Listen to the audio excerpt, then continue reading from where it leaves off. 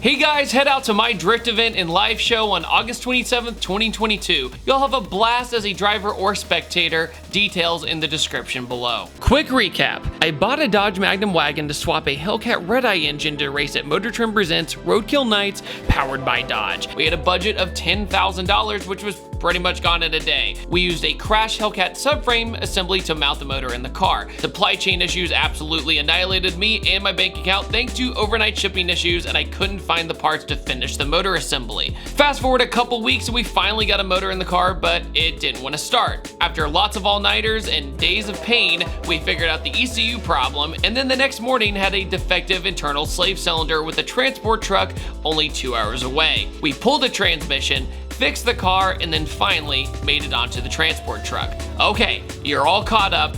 This is it. So let's talk about the incredible up and down story of finally making it to Roadkill Nights.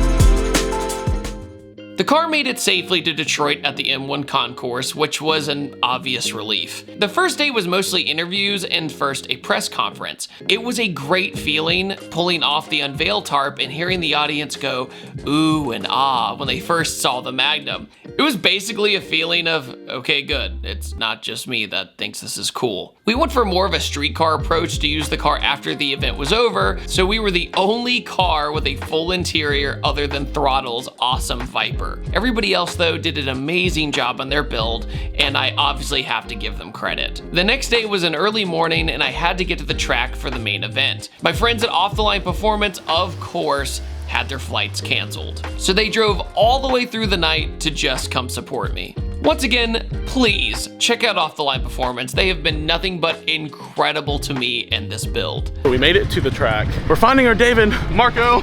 This car. So I had to stop. Yo, you're here. Hi. Good. Hey, how are you? We made it. I know. Hey, what's up, bro? How are you? That brought everything In the car. Look. And David slept here last night. Yeah, basically. Homeless person got inside the car with him. As we mingled with the other creators before the day got started, it was time for our first interviews. Ironically, nobody who interviewed me seemed to get my YouTube channel's name right. Otherwise known as the Man in Blue. And Don't worry, I'm not mad, I just think it's funny. But I just wanted to stay focused on the car and of course the race itself. Thankfully, my good friend Sin decided to bring his camera, and thus most of this footage you see is thanks to him. After some drag racing advice from Joanna, also known as 1320 Chick, who is an 8-second drag racer, we changed some more tire pressure settings. Since we couldn't get our hands on a big tire, we had to deal with the short sidewalls the best we could. While I was watching some of the other racers and getting a little stress lining my car up, the OTL guys decided in this high stress situation to go get themselves some ice cream. So I think it actually looks better than the picture. For my first practice run, I was next to Christina Roki. To get used to launching the Magnum, I let her go by herself to give myself a by run. That way I could get used to launching the car.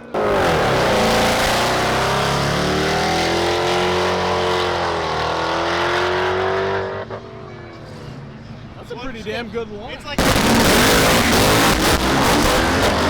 How did it feel? Dead hook.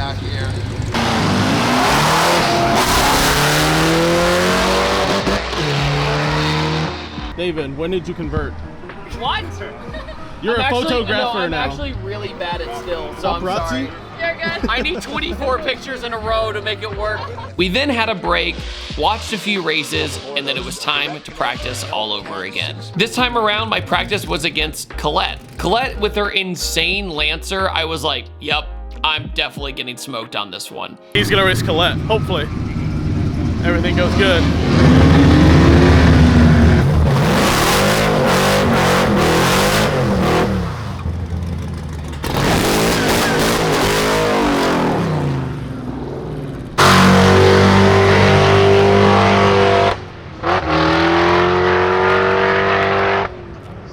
Unfortunately, she had some clutch issues herself or something along those lines on this day, so I definitely sympathize with that.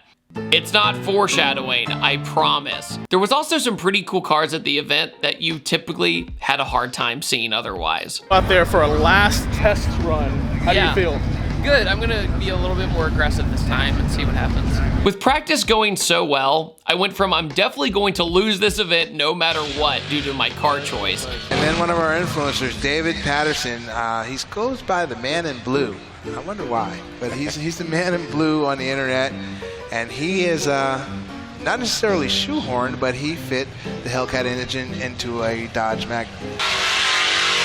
Wow, and he won't have much of a clutch left driving it like that. I definitely went for more style points since I love the wagon. But then my attitude changed to, oh man, maybe I do have somewhat of a chance, which kind of gave me some false hope. It was then time for my final interview with Finnegan and Freiberger, where I wasn't arrogant per se, but since my practice runs went so well, I felt pretty confident, at least to win one of my races. I like it. I like the confidence. But this would bite me so hard.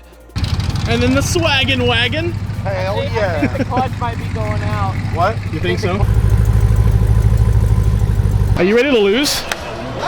Dude, I'm not gonna lie, ThatDudeinBlue, he's a good driver, so I'm a little scared. I called Christina Rocchi out for my first race, but when I wasn't looking during the day, she drastically improved her launch and also her driving technique and got used to her car. We pulled up to the line, we did our burnout, and I stayed focused.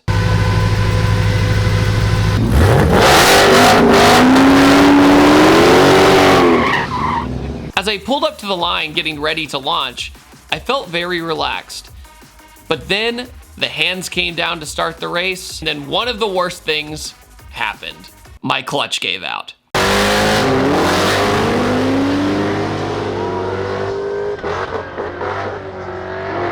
It grinded itself undramatically into a bunch of pieces and sparks flew. The car could barely crawl down the track, and that was it. I limped it back into the pits and I definitely was not happy. After the insane struggle of this build, all the all-nighters, all the hard work, it finally hit me. To be straightforward about this car, this project and everything, I was completely over it. I literally sat in my car by myself for a little bit before opening the door to kind of bask in what just happened. I then went for a short walk to go watch the other races to not look at my car. So yes, I was salty, not at my competitors or Christina winning. She won fair and square.